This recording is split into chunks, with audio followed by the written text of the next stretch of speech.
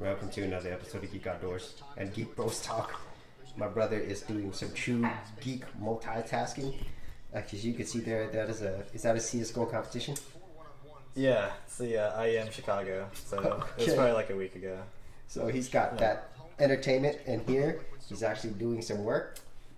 Yep. His job is programming in React, making some React apps, because React's hot right now.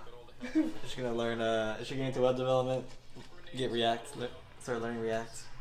Job market's hot. React, and what other languages should a budding programmer learn? It depends. I mean, if you're making applications and web development stuff, I like React is really good.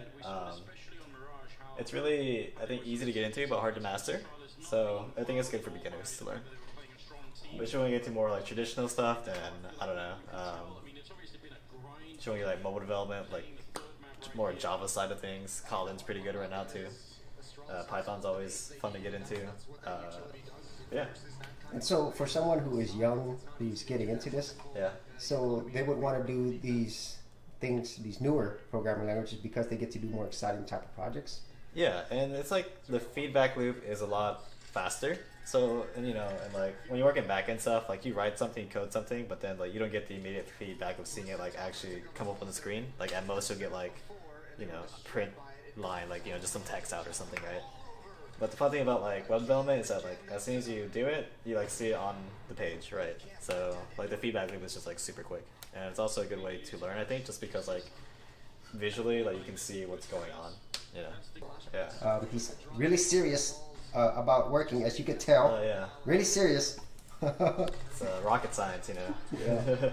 So that's it for this episode. If you had any thoughts on this, or if you are a budding programmer, leave those comments.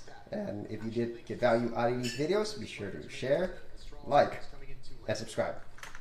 Hey geeks, if you are a creative geek like me and you wanted to learn how to create content on YouTube and other places on the internet, then check out my Go Content Creators group, where you'll get access to 30 videos plus additional content for all the creative geeks out there. And the best part of it is, all of this is free. Simply head over to the link below, check out my page, and sign up for my Go Content Creators group. Thanks for watching, and I'll see you on the other side.